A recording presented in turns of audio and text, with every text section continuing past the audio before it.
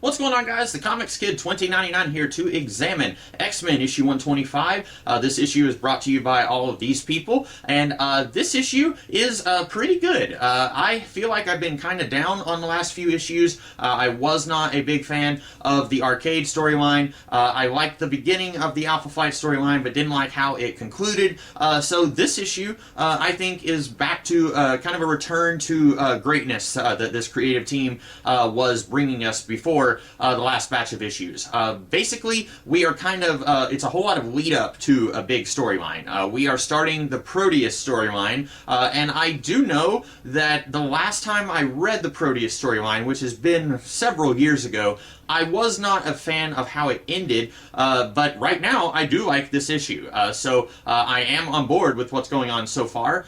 We don't know a whole lot of what's going on. We know that Maury McTaggart is testing Jean Grey, and she basically finds out Jean Grey is capable of essentially becoming a god. And she's kind of concerned because Jean may not be able to handle that. And I think someone in this issue even says no human being would even be able to handle the level of power that she is dealing with right now, and it might backfire on her.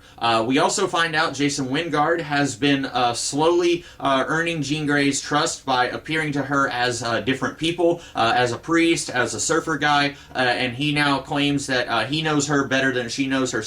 And once again, I would like to point out that Jason Wyngarde's powers, in theory, are only supposed to be visual illusions. He is not a telepath. But somehow he is actually messing with Jean's mind.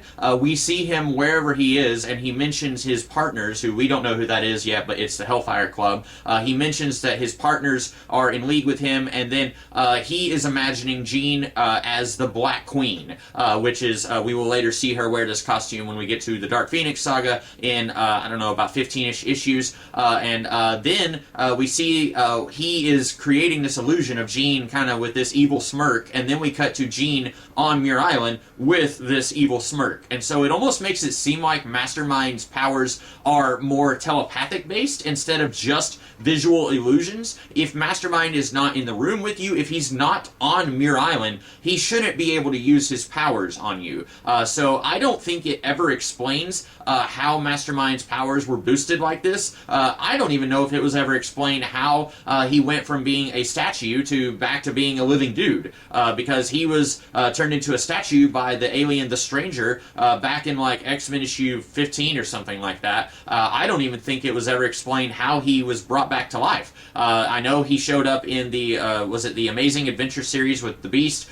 He was fighting the Beast there, but I don't think that it was ever explained, or if it was, I have not read that issue. But anyway, his powers work differently now than they used to work. I guess that makes sense since Jean has godlike abilities. We need someone who's an adversary of hers to have stronger powers than just making you think that snakes are crawling all over you, especially if once she figures out that she is dealing with Mastermind, and she would know, oh, snakes, they're not really here. Now, she doesn't know that she's dealing with Mastermind, but it still doesn't really make sense that Jean... everyone in this issue is talking about how, like, she is so much more powerful than she used to be. Moria is thinking about it. Havoc is thinking about it.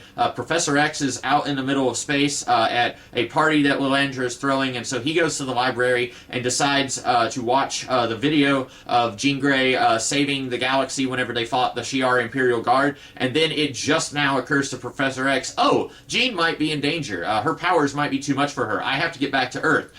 So that's a little convenient that he is just now realizing that, simultaneously while Moria is realizing that and while Alex is concerned about her. But all these people are saying, like, this is too much for her to handle.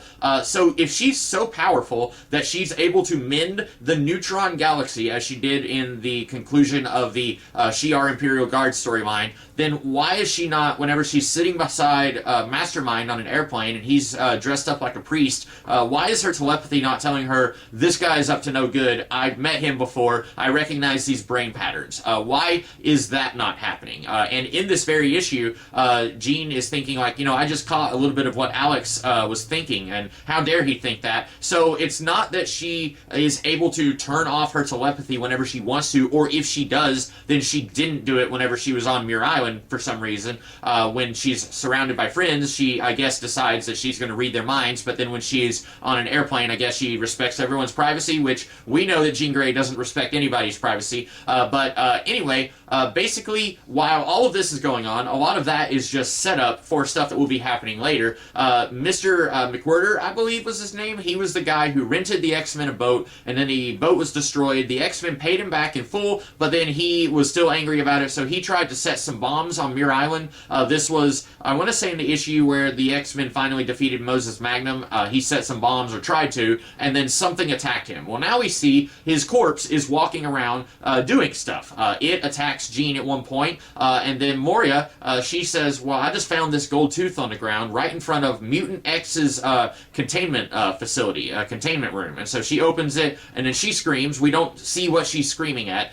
Mutant X is also Proteus. I'm not sure if, because this was like way back. This was like one of Claremont's first issues where we first saw Mutant X. And so I'm wondering if he later decided, I don't like the name Mutant X, so I'm going to change the character to Proteus. And I want to say it's in the next few issues that he's calling himself Proteus. But so far, a lot of setup for some really interesting stuff. A lot of this is going to be paid off when we get to the Dark Phoenix saga, but some of this is setting up a more immediate storyline, and at the moment, I am really digging it. I will let you know whenever we get to the stuff that I don't like about the Proteus saga, but right now, I'm really digging it.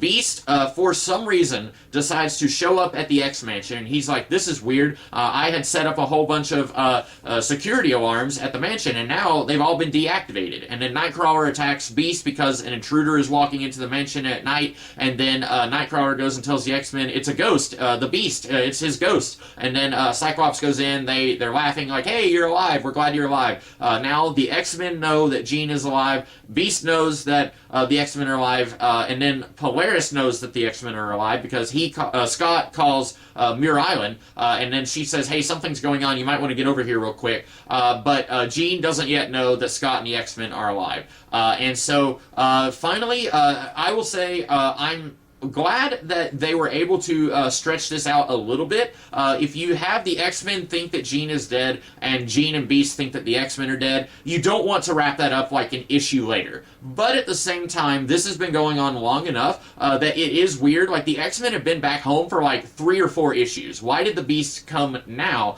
to say, hey, the alarms have been deactivated, what's up with that? And the reason is because they didn't want the people at Muir Island to find out that the X-Men were alive until now. They wanted to stretch it out as long as possible, and while I like the idea of everybody thinks that each other is dead, and then the status quo is kind of in flux a little bit. Professor X is out in space because he thinks the X-Men are dead, and the X-Men are trying to keep going, but they have no idea what happened to Professor X. I like all of that, but then the characters kind of have to put their intelligence out the window in order for a lot of this to happen. For example, the Beast deciding to wait like 4 or 5 issues to come and check and see why the mansion's alarms have been deactivated.